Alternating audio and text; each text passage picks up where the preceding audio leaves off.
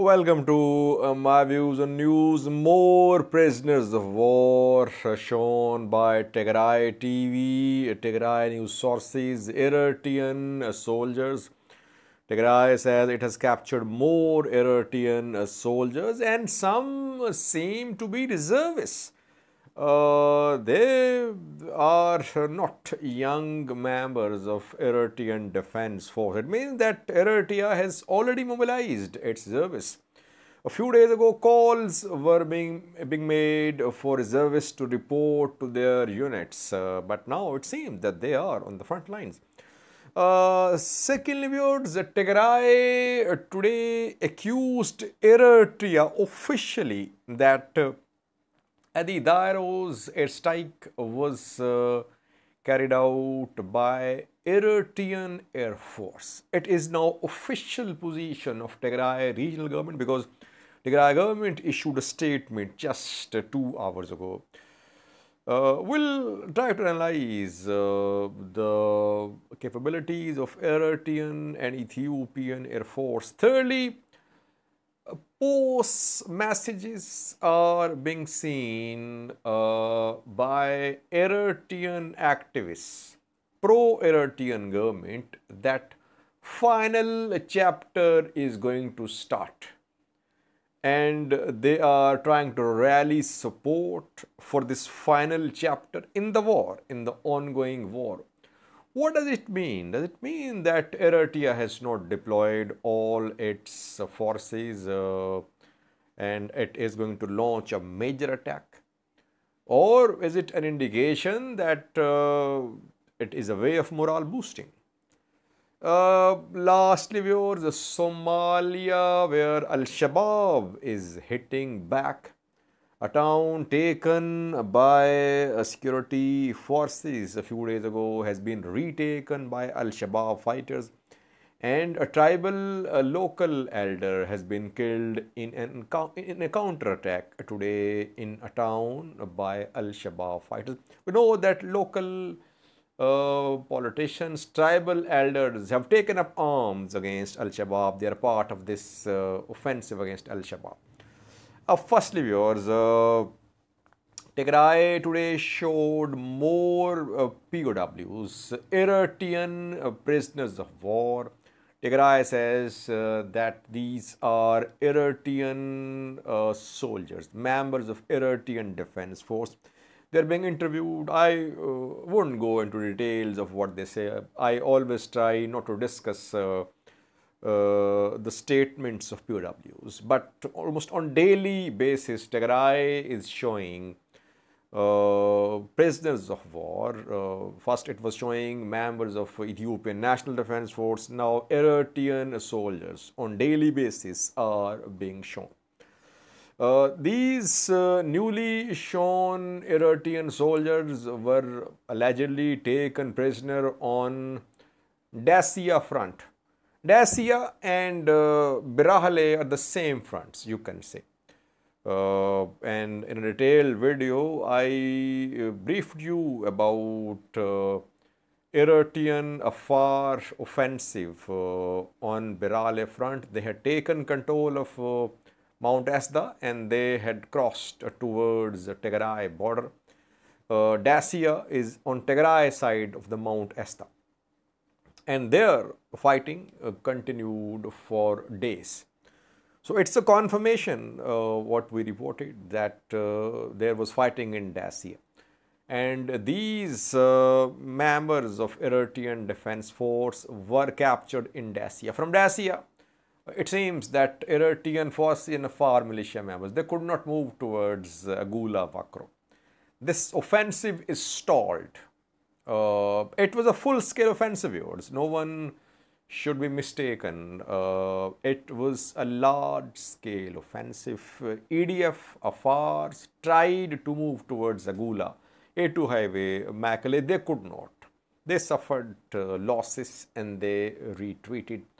Will they launch another attack from Birale towards Dacia or towards Abala? Let's see. By the way, in the first phase of this conflict in November 2020, from November 2020 till June 2021, Did you see lots of Eritrean prisoners of war? I did not see, by the way.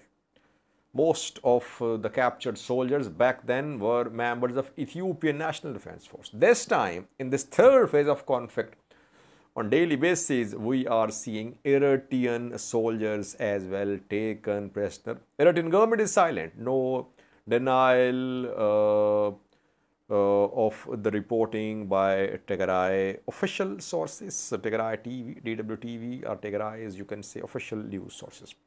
What is the clip showing newly captured members of Eritrean military, newly captured by Tigray forces?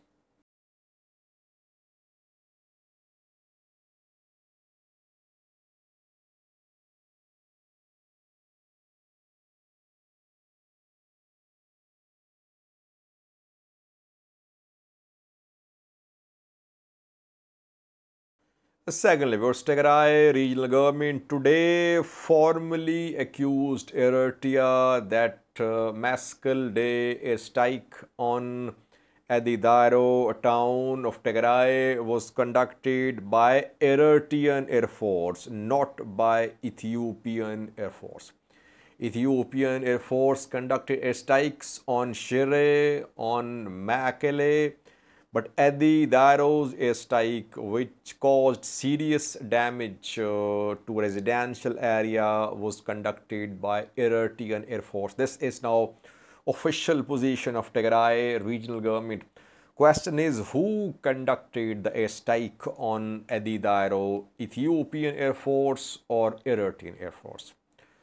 It's difficult to conclude answering this question, who carried out this airstrike. Why? Both countries have same types of jets and bombers. MiG-29, MiG-21 and Su-27. Both Eritrea and Ethiopia have MiG-21 and Su-27, Sukhoi-27. Fighters basically, but can be used as bombers too. So we have no pictures, no videos. Both use same type of armaments.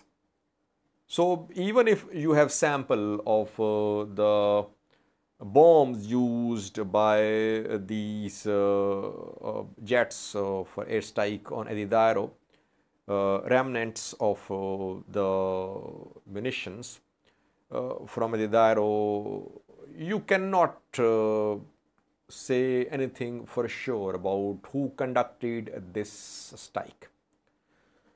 It can only be verified through some intelligence if people have access to airports, imagery of airports, flight takeoffs from airports. So it's difficult to conclude. But now Tigray's official position is that it was Eritrean Air Force which conducted a strike on Adi Daero. We have no credible information to reject or to agree with this report. If we receive some information, we'll try to update you. But obviously, Tigray is trying to put as much pressure on Eritrea as possible. Tigray wants, it does not want Eritrea to be part of this war. If Eritrea is not part of this war, Tigray can handle ENDF and regional forces.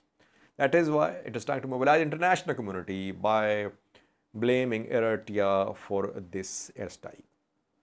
Thirdly, viewers, Eritrean activists and government supporters are now saying that final chapter is about to start, and they are asking government supporters to be ready. They are rallying support for this final chapter in this war in northern Ethiopia.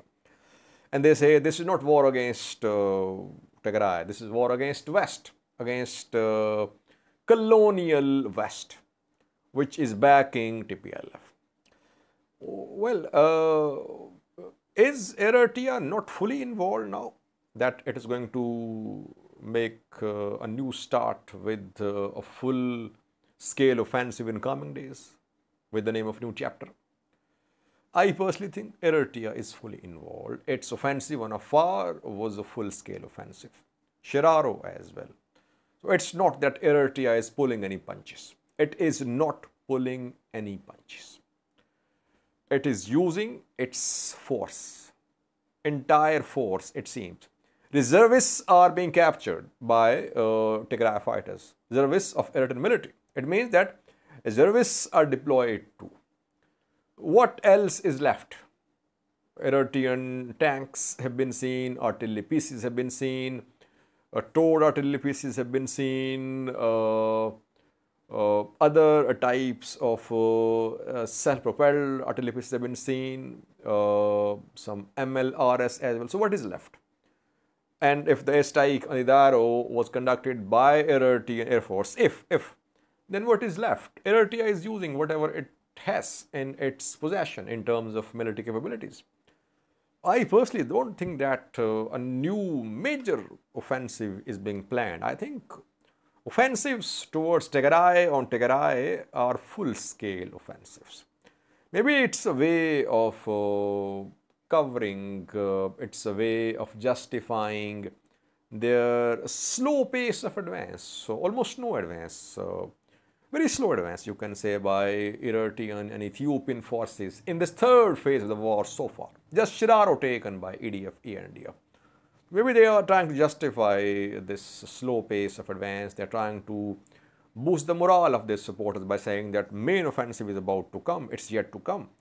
But I think offensives are main offensive, which are ongoing on Shiraro front towards Shire as well, and from afar towards Mekelle too. Lastly, viewers, Somalia, where operation against Al-Shabaab is ongoing, but Al-Shabaab is hitting back in Hiiraan region, in Golmudug, in these two states. We are seeing large-scale operations against Al-Shabaab involving regional federal forces, local militias too. Local tribes are being armed too.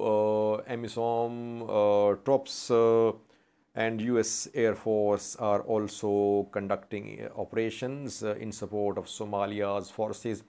Turkish TV2 drones are also participating. Al-Shabaab is hitting back, viewers.